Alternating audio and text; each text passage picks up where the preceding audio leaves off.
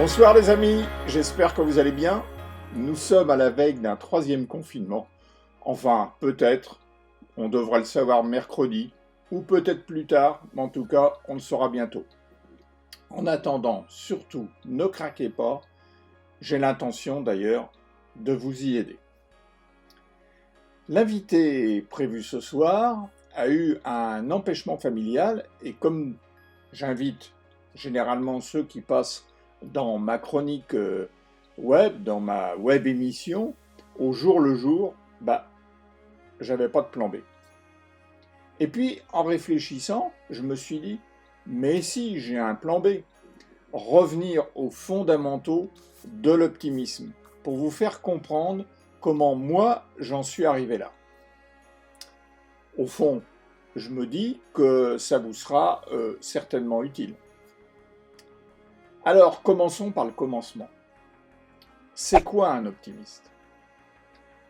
Certains diront que c'est un illuminé, un inconscient, peut-être même un imbécile heureux qui vit dans le monde des bisounours. Viens avec nous pour découvrir un autre monde.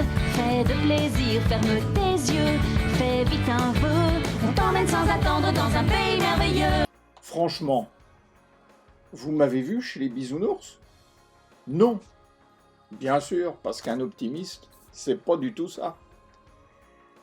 J'ai cherché et j'ai trouvé ce qui m'animait. Un optimiste, c'est quelqu'un qui refuse de se laisser envahir par des pensées négatives. Ou tout du moins, pas trop.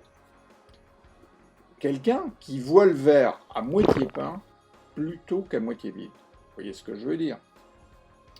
Alors, ce reste un super-héros qui se sort de toutes les situations avec le sourire et en plus l'éclat sur la dent façon pub pour dentifrice. Non. Un optimiste, et je m'y reconnais finalement, c'est quelqu'un qui voit le positif dans toutes les situations, même les pires, qui a la rage de vivre, la niaque surtout, et qui croit en lui et en l'homme. Bref, c'est quelqu'un qui est heureux de vivre. Et aujourd'hui, avec la morosité ambiante dans laquelle nous vivons, c'est plutôt rare.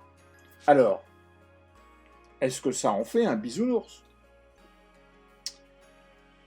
Pour ce qui me concerne, avec un cancer sur le dos, ou plutôt sur la prostate, et un virus qui nous fait flipper, je pourrais, comme tout le monde, sombrer dans la sinistrose aiguë.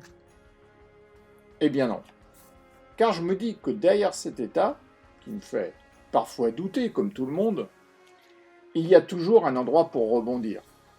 Oui, vous savez, un trampoline sur lequel on peut sauter. Non, lors de mes recherches, j'ai même trouvé la définition de l'optimisme, que chacun d'ailleurs pourrait faire sienne. D'ailleurs, moi c'est ce que j'ai fait. Je vous la donne. Être optimiste, c'est se lever le matin en pensant qu'aujourd'hui sera meilleur qu'hier et se coucher le soir en se souhaitant que demain sera meilleur qu'aujourd'hui. Facile, non? Et c'est bien ça qui me motive chaque jour. D'ailleurs, quand j'ai appris que j'avais un cancer, j'ai d'abord cru que c'était la fin du monde. À peine si je n'avais pas commandé ma pierre tombale et les fleurs. J'ai bien sûr versé des larmes en me disant « mais pourquoi moi ?» Puis, je suis parti dans la nature faire une grande balade pour me changer les idées. À un moment, j'ai même lancé un cri de rage.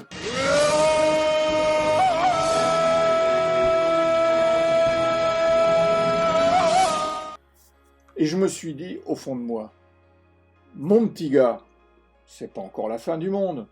Ressaisis-toi et bats-toi. Finalement, des larmes du début, je suis revenu à la maison avec le sourire aux lèvres, à la grande surprise de mon épouse, qui n'en revenait pas. C'était fini, les pensées positives avaient pris le dessus. Et c'est pareil à chaque fois. Lorsque j'arrive à l'Institut de cancérologie pour faire le bilan trimestriel, comme cette semaine, je suis bien sûr inquiet. D'ailleurs, comment ne pourrait-on pas l'être autrement? Et puis, quelle que soit l'issue, quoi qu'on me dise, sur le moment, il est évident que j'accuse le coup. Et ensuite, je reprends mes gants de boxe, je remonte sur le ring et je pars pour une nouvelle manche. Dans tous les cas, le maître mot, c'est de ne pas se laisser envahir. Signe positif, comme je l'ai maintenant, et finalement, je vois que ça marche. Chose intéressante, c'est ce que j'ai découvert, je ne suis finalement pas le seul. Ce sont justement tous ces héros du quotidien, malgré eux, ces optimistes de nature que j'invite régulièrement dans cette chronique. Pas ce soir, malheureusement. Je sais que pour certains, la vie ne fut pas un long fleuve tranquille. D'ailleurs, ils ne le disent pas, mais moi je le sais souvent. C'est aussi pour ça que je les invite, pour voir ce qu'ils sont devenus. Mais grâce à leur rage de vivre, je sais qu'ils se sont sortis de toutes les situations les plus inextricables. C'est d'ailleurs à chaque fois ce que je veux leur faire dire. Alors, certains ont un peu de pudeur, n'osent pas, mais c'est vraiment ça. Souvent, ce sont des gens qui sont passés par des choses pas simples et qui ont appris à se battre et qui se battent encore aujourd'hui.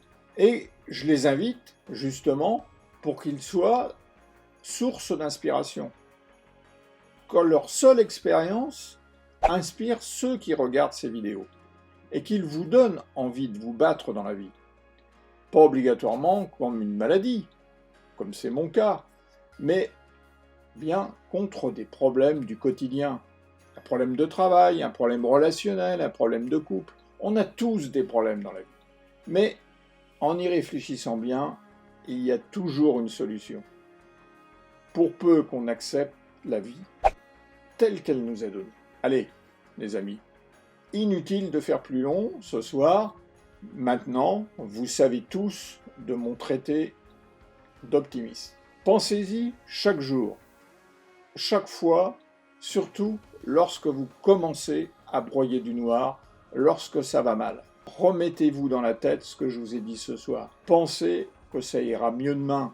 Inutile de se pencher sur vous-même. Prenez l'air, vivez d'autres expériences, bougez, faites des choses que vous n'avez pas l'habitude de faire, rencontrez des amis, souriez, et vous verrez progressivement, ça ira mieux.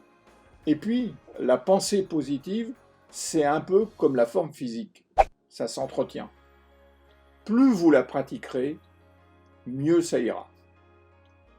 Allez, on va en terminer là ce soir, ça sera un peu plus court que d'habitude, c'est pas plus mal, mais ça servira un petit peu de témoin pour mes chroniques optimistes. À chaque fois que j'en aurai besoin, je le passerai pour que vous compreniez enfin ce qu'est l'optimisme.